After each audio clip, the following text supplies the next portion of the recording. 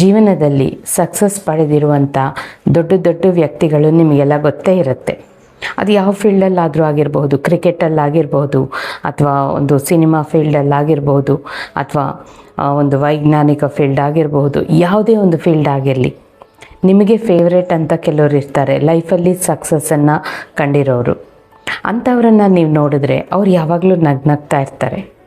ಹಾಗಂತ ಅವರ ಜೀವನದಲ್ಲಿ ಏನೂ ಪ್ರಾಬ್ಲಮ್ಸೇ ಇಲ್ವಾ? ಖಂಡಿತ ಇದೆ, ಅವ್ರಿಗೂ ಇದೆ. ಮನುಷ್ಯರೇ ಅವರು ಕೂಡ. ಆದರೆ ಅವರಿಗೆ ಪ್ರಾಬ್ಲಮ್ಸ್ನ ಕರೆಕ್ಟಾಗಿ ಹ್ಯಾಂಡಲ್ ಮಾಡೋ ರೀತಿ ಗೊತ್ತಿದೆ. ಹಾಗಾಗಿ ಅವ್ರಿಗೆ ಬರುವಂಥ ಪ್ರಾಬ್ಲಮ್ಸ್ ಅವ್ರಿಗೆ ಪ್ರಾಬ್ಲಮ್ಸ್ ಅಂತಲೇ ಅನಿಸಲ್ಲ.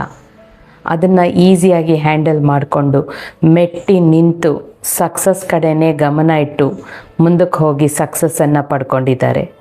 ಅದೇ ಅವರ ಸೀಕ್ರೆಟ್. ಮತ್ತು ನಾವು ಯಾಕೆ ಫಾಲೋ ಮಾಡಬಾರ್ದು? ಯಾವಾಗಲೂ ನಮ್ಮ ಫ್ಯಾಮಿಲಿ, ನನ್ನ ಫ್ಯಾಮಿಲಿ, ಇಲ್ಲಿರೋ ಕಷ್ಟ ಅಷ್ಟೇ ಅಂದ್ಕೊಂಡಿರ್ತೀವಿ. ಜೀವನದಲ್ಲಿ ಸಾಧನೆ ಮಾಡೋಕ್ಕೆ ಎಷ್ಟೊಂದಿದೆ. ನಾವು ಸಾಧನೆ ಮಾಡೋ ಹಾದಿಯಲ್ಲಿದ್ದಾಗ ಈ ಥರ ಕಷ್ಟಗಳು ಬಂದಾಗ ಅದನ್ನು ಎದುರಿಸಿ ನಾವು ನಿಂತು ಸಾಧನೆ ಹಾದಿಯಲ್ಲಿ ನಡೀತೀವಲ್ಲ, ಅದನ್ನು ಒಂದು ದಿನ ಸಾಧಿಸ್ತೀವಲ್ಲ, ಅದು ಜೀವನ.